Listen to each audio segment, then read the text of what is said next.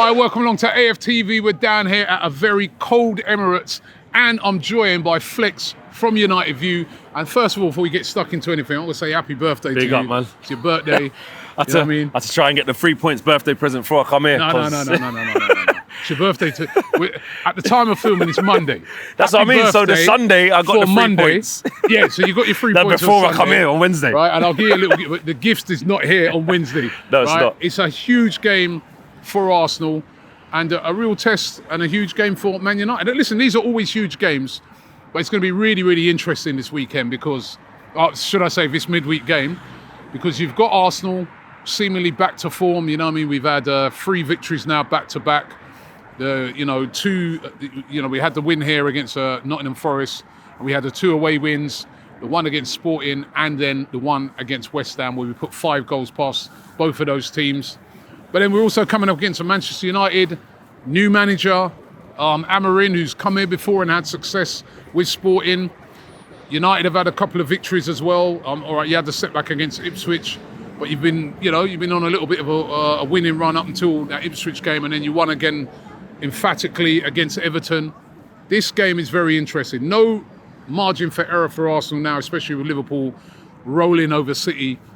We really need to win this game. And for United, maybe you guys might be looking and thinking we don't even have to win this. We just need a performance, and a draw would be a great result. I don't know. A draw would be a great result. We don't have to win it. We want to win it. Yeah, We've got a new head coach who said, our intention is to go out there and try to win every game. But we're very early in the process with this new manager, new head coach, and this is a different kettle of fish coming here. We've played Bodo Glimt, we've played Ipswich Town first game, which was difficult. We got a draw there, and we've played Everton. And there's been moments in those games where we've really suffered, where we haven't been great. As you can imagine, trying to learn something new rules, new principles, new patterns of play. But there's been some things that we have really liked. Look, I'll start, because I want to finish on a positive. I'll start with the negatives. We're still trying to get to grips with this system. There's been against Bodo Glimt, the 3 at the back. The 3 at the back. Yeah. There's quite a few teething problems, with the midfield connection in terms of maintaining possession of the ball. Hasn't been the best in periods of games. And this is where we've been hurt by Ipswich, Bodo Glimt, and nearly Everton a couple of times, less so. Left wing back, we haven't really had an answer yet. I'm not expecting to have it all, but just off the first observations of our first 3 games, Dallow's really struggled there. Left centre back is not too bad between Lissandro and Luke Shaw. They can swap, and Lissandro's out of this game anyway.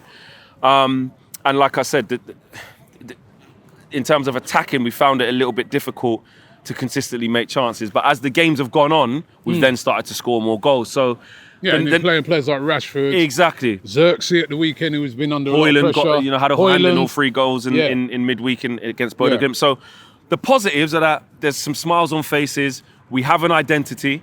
I can see the idea of what Ruben Amorim wants to do. He's going to have to come up with something, not necessarily different here, but the players are going to have to up it. With how we've been in them first 3 games, it's not enough to come here and win. We have to go up again, and we have to be nearly perfect. I'm very, very worried about the transitions that we give away. Against Everton, I know the highlights can look like, 4-0, man, mash them up. I saw the highlights. And you think, they're looking. You just see Man United rain it. But honestly, obviously I was there. First 15 minutes, we were okay, keeping the ball, couple shots. And then we had another bozo 15, 20 minutes where I'm like, oh man, we can't keep the ball. And I was thinking about Arsenal. I was like, boy, on that left-hand side, if you do that there and that's Saka, and then Odegaard, you're in trouble. You know what I mean? So the turnovers is what really, really worries me. And I'm stuck between, do I want Ruben Amorim to say, this is our principles, this is our idea. I know that they're way further ahead than us where they are, but we're going to go for them.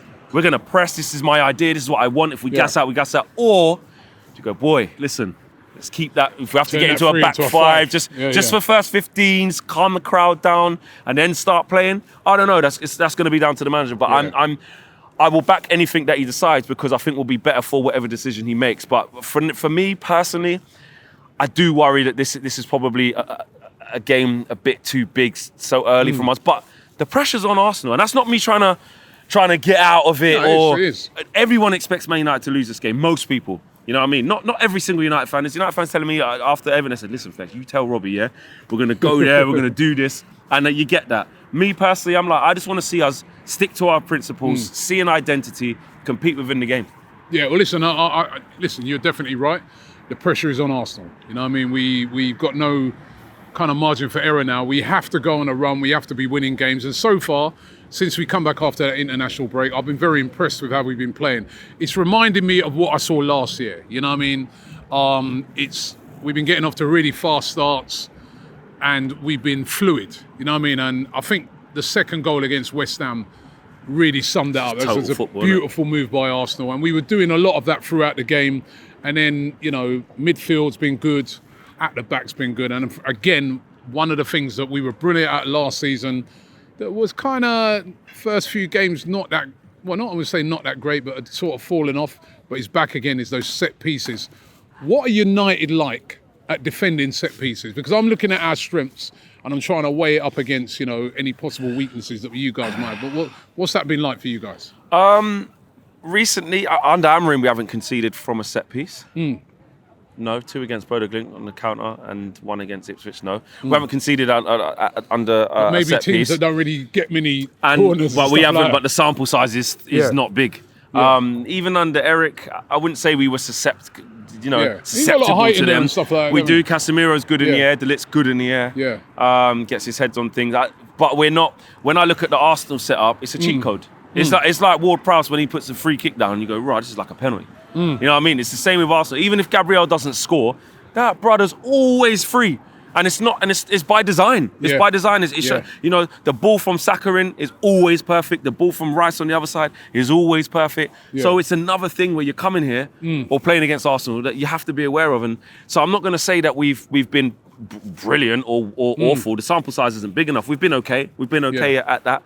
I'm really worried about our left-hand side, your right-hand side. Yeah. Your stem of Timber will be right back, wouldn't he? Timber. Let's say Partey in that right 6 or Jorginho. Partey did miss out on the game at the weekend with injury, but it could be Jorginho. him or Jorginho. Yep. Could even be a Rice there with Marino coming back in if he's back. Okay. Well, whoever plays in that right 6, Odegaard goes in that right channel, who's linking up, and then the big man Saka. That scares me. Yeah. Because that's been our weakest point. Our right-hand side, I'll talk about some more positives in a sec. Our right-hand side's been really good. Yeah. But that left-hand side for us will be Luke Shaw left centre-back. It'll be Dalot left wing-back. One of Bruno or Casemiro, I think, in that left 6 for us. And then I think it will be Rashford in the left 10. I don't know. Amorim's thrown up some big changes. And I think he'll go with Højlund up front. But that left-hand side, it's a lot. It's funny because if you look at Arsenal, probably I'd say that's our weaker side as well. Your right-hand side? No, the left. Oh, your left-hand side, right, so, yeah. You know, you've got Calafiori who's come in, who's, I think on the whole he's done well, but can get caught out. You know what I mean? I still think, a bit like what you was talking about earlier about players learning the position. Yeah. He's still learning that, right? So he's not super solid. He's a very aggressive defender. He's you know what I mean, he can carry the ball very well, and I think he's started his Arsenal career well, but he's still got a lot to learn in that position, whether it's him or whether it's Zinchenko. Zinchenko looked all right when he came on against West Ham, but we were, 5 up. Yeah. And then, Martinelli, the left-sided of there as well. You got like maybe a Marino, a lot of newer players sometimes in that position, not quite as solid as the other side. So, and that's our best side. I know that's your best side with Ahmad, who's been, looked really impressive to me over the games that I've seen him. Yeah, he's on to Ahmad now. I can't just be all negative here. I just want to just give a true outlook of what we actually look like. Ahmad's been unbelievable. Yeah. He's a breath of fresh air. Not only is he very, very skillful, he's got bags of talent. That's the easy part. But the application of him, the taking on of the new instructions from Ruben Amorim, playing right wing back, the physicality of him. Yeah. I'm not gonna start talking about Saka, Ahmad or stuff, but in terms of the shades of, you might look at the player and think they're quite slight, they're a bit small. Yeah. Maybe you can just like how Saka is strong. Yeah. Ahmad's had shades of of good strength, good ability, makes good decisions on the ball. And actually, him going up and down that side, I think, can cause the likes of Zinchenko or Calafiori problems. Yeah. Another player can cause problems. I'm always going to say he can. I don't care what anyone says. There's the good, the bad, and the ugly of Bruno Fernandes, but I don't care what anyone says. He's a quality player. His numbers and how he can impact the game in moments. His passing, his assists, and he's back in form again now. Yeah. When, ironically, as soon as Eric left, he had against with Ruud van Nistelrooy, and they started getting goals and assists again. Got a couple of assists at the weekend. He's been good. For me, don't know what other United fans think, or even you guys at home, Mason Mount. Now, it's still early. He got getting fit. I think he has to play this game for me. Ruben Amorim really likes him. He's mobile. He wants to press, and he makes good decisions on the ball. If we want anything out of this game, right, and I know we can't just flick a switch and it happens, we've got to cut out this sort of changing of possession, or it's like because if you do that against you here, we will get dismantled. We have to keep the ball better, and I want players on the pitch who do that. Yeah, I think if your performance was anything like what I saw at Ipswich, we'll get done. You'll have a hard time here for sure, because the way in which, if I was to look at our strengths, we've been playing, as I say, very fluid recently, and that, like you said, that side of the pitch, Timber, who's been absolutely brilliant, really aggressive fullback. And then, you've got Odegaard, who's it's completely different team within there. He leads the press. He's great on the ball. Man. And what is done by him coming in, what was happening in a lot of games, right, is that there was no Odegaard. So teams were just doubling up, trebling up on Saka, right? And he was still getting assists and stuff like that, but they realised that, you can try and nullify. With Odegaard in there, you can't do that as easily, because you kind of have to double up on him as well. Well, I'm thinking, because it's kind of like you've got to stop him, but then if you stop him, then what happens with if you stop him, what happens with some of the other midfield players like a Declan Rice now? It's just very spray different. It out wide, exactly, straight away. And I saw it in the game against West Ham. They were getting the ball very quickly out to Saka, and then Saka might then cut it back in to Odegaard, and so it's very difficult when you've got all of those guys. 100%, and Ruben Amorim wants to deploy this man-for-man marking. I don't know if you saw the analysis that Jamie Carragher did on Monday Night Football last week. It was really good about, it was against Ipswich, about when Casemiro wasn't sure whether to go and press, and Ruben Amorim saying, go, you do that. It's foreign to these guys. I don't really want to do it. But if you go man-for-man against Arsenal, great, because you're trying to impose yourself on the game. Yeah. But Arsenal are clever enough to manipulate that ball to get out of the press, and then all of a sudden you've got Arsenal bearing down on you. That's exactly what Arsenal did against Sporting, which is one of his. Open them clean up. And, what I mean? They tried to man, and they just absolutely opened them up in that first. And I don't think we're ready. I'm not sure we're ready for that at this stage of our development with Ruben Amorim. So I think there's moments we have to show ambition. What I don't want to see, though, is us just sitting ducks. We've got a back five, it's flat across there, and for the whole game, we just didn't do anything. I know if we manage to jam a little draw, he might take it, but I do want to see a little bit of what he wants to do, even if it's in spells or at the right times, because I think, again, for far too long, we haven't had an identity. We haven't had something we stick by, and that is what we want to do. We will be better for it if we, suffer now, and try to play the way that he wants to see us play. With the players that we've got, you've got to adapt certain things. Not every man can do everything. But I want to see us go for it a little bit. I don't want to see us just be sitting ducks and be like, oh, Arsenal, don't mash us up. The pressure's on you. We're expected to lose this game. This is a free hit. If you lot draw, you can almost kiss goodbye the title. If you lose, you know what I mean? It's your 11 points off, just like City are, I think. Wouldn't it be? Exactly. Or if you draw, you'll be 11 points off. See what I mean? Right. So that's not good enough for you. So the pressure's all on Arsenal.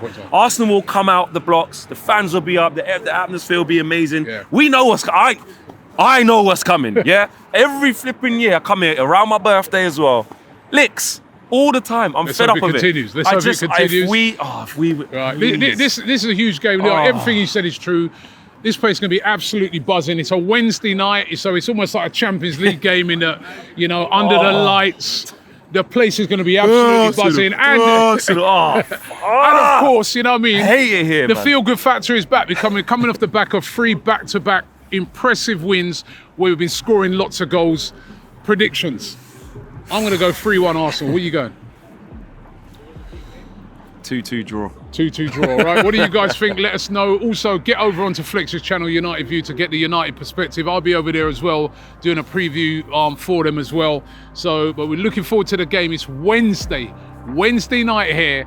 Arsenal versus Manchester United, one of the biggest games in world football, no matter what positions we're in. and it's on again. Let's see what happens.